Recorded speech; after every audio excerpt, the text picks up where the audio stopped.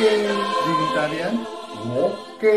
Rekan semuanya, membaca judul tayangan ini barangkali ada sebagian rekan yang kesal, karena merasa kenapa kami kok usil mengurusi hal-hal kecil sepele pada diri tanpa ragi.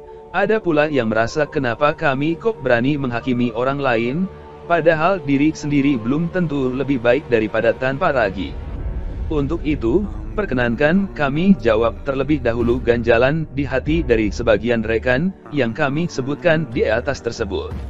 Untuk keberatan pertama, kami pastikan bahwa kami ini bukan sok usil mengurus hal-hal kecil sepele yang tak karuan juntrungnya.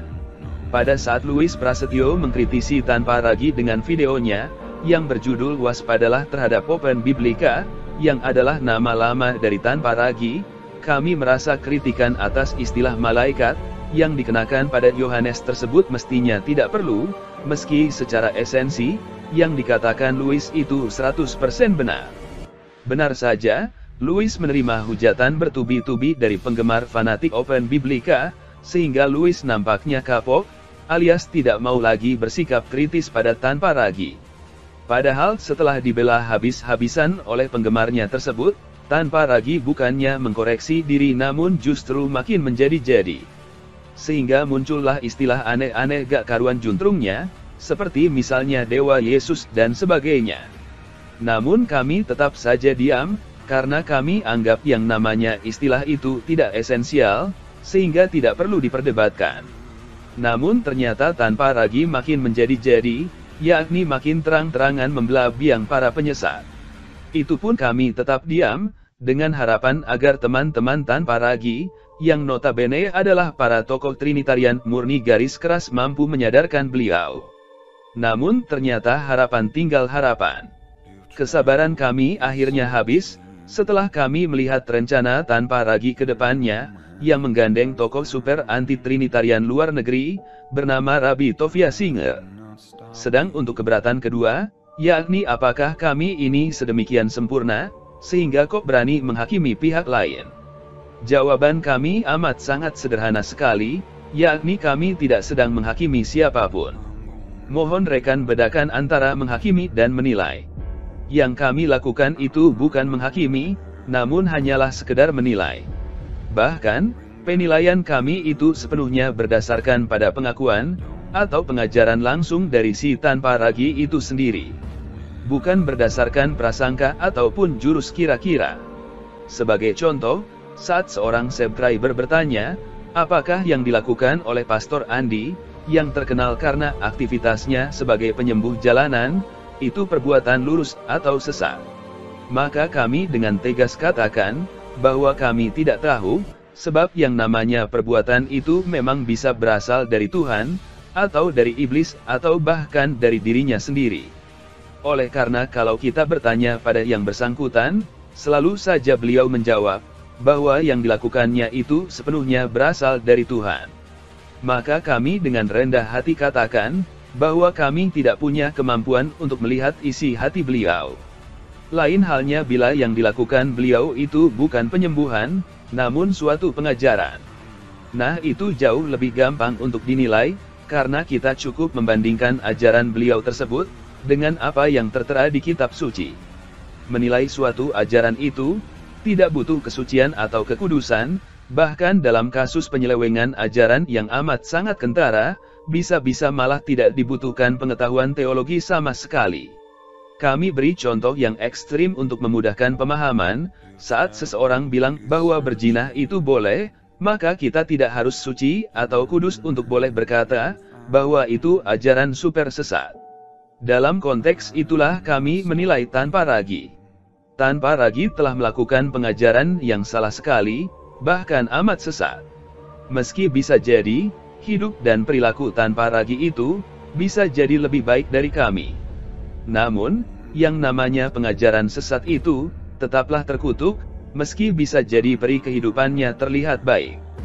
Ini sama kejadiannya dengan saksi Jehovah, yang bisa jadi peri kehidupan mereka, secara umum lebih baik dari kita, namun, sedihnya tetap saja mereka dianggap sesat, karena menjalankan ajaran yang bertentangan dengan kitab suci. Harap rekan ingat, bahwa pengajaran sesat itu amat sangat dikutuk oleh kitab suci.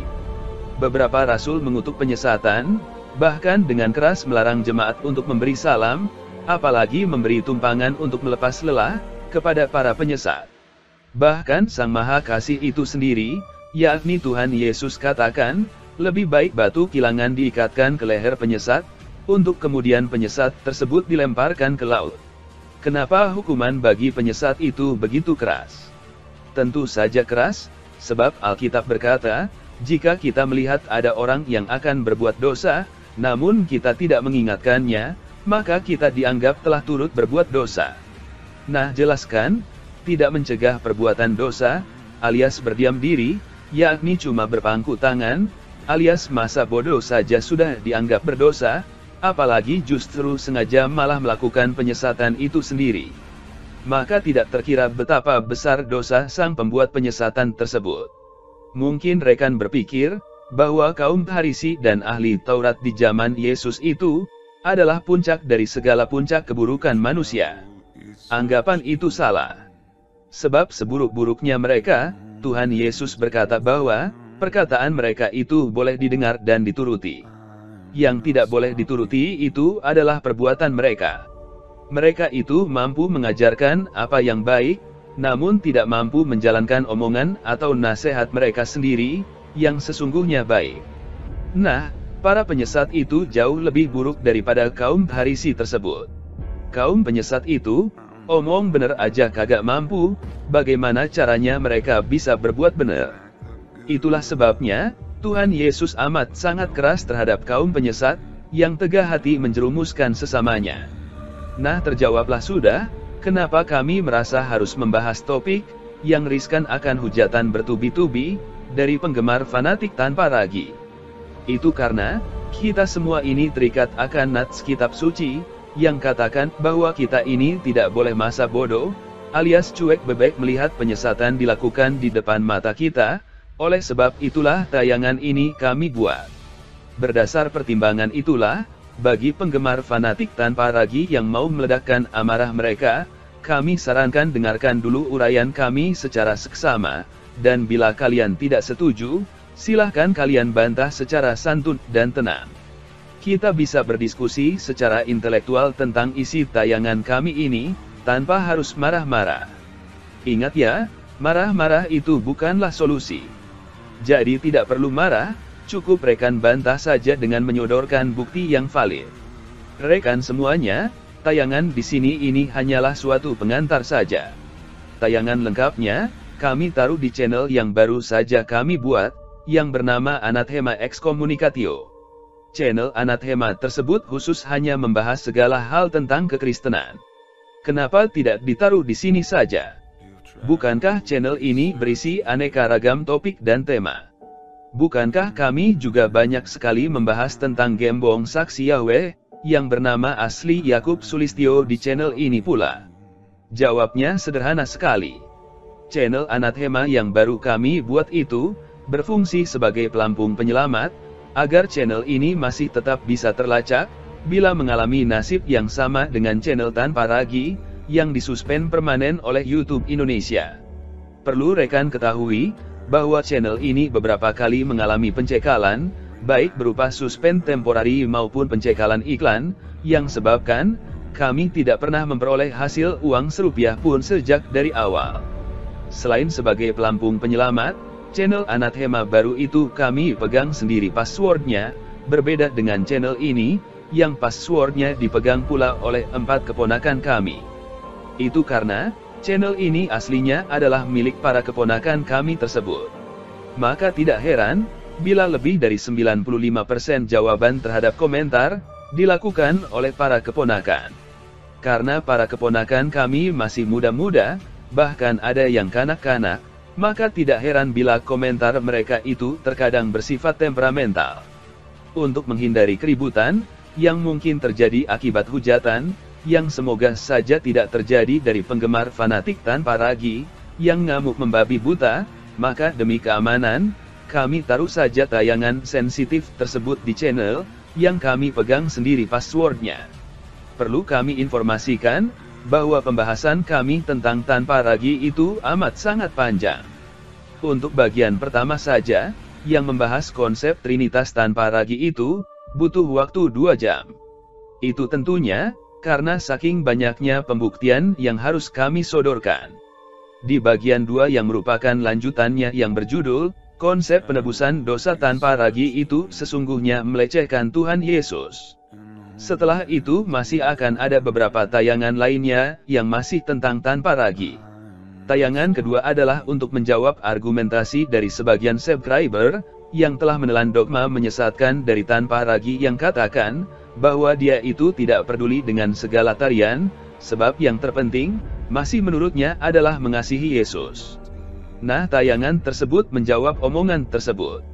Bagaimana mungkin, orang bisa mengasihi Yesus dengan sungguh-sungguh, bila para penyesat seperti halnya tanpa ragi itu, anggap penebusan Yesus itu, cuma sekedar rekayasa settingan pura-pura.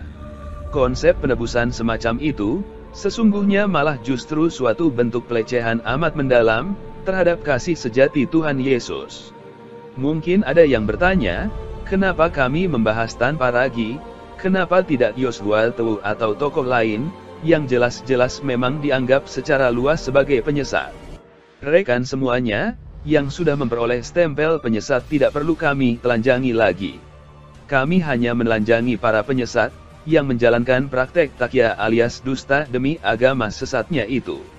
Kalau orang menjajakan ajaran sesatnya itu, secara terang-terangan, dan masih saja ada orang konyol, yang mau menelan ajaran yang nyata-nyata sesat tersebut, maka kami tidak berhak mengkritisi mereka tersebut. Sebab hidup ini adalah pilihan. Ini sama saja dengan warung kaki lima, yang meski harganya mahal sekali, namun bila warung tersebut mencantumkan daftar harganya secara besar-besaran, maka mana mungkin kami bisa mencela warung tersebut, sebab, bukankah transaksi di warung tersebut, dilakukan secara mau sama mau, alias sukarela tanpa paksaan atau tipu-tipu. Oke rekan semuanya, kami berharap rekan semuanya mengunjungi channel Anathema baru kami tersebut, dan sekaligus subscribe channel Anathema kami tersebut. Semoga Yang Maha Kasih melindungi kita semua dari penyesatan, yang makin menjadi-jadi menjelang akhir zaman ini. Oke, silakan nonton di channel Anathema tersebut, sekaligus berkomentarnya di channel Anathema baru tersebut juga, jangan di sini, biar rekan tidak ribut dengan para keponakan kami. Sampai jumpa, Tuhan memberkati kita semua. Amin.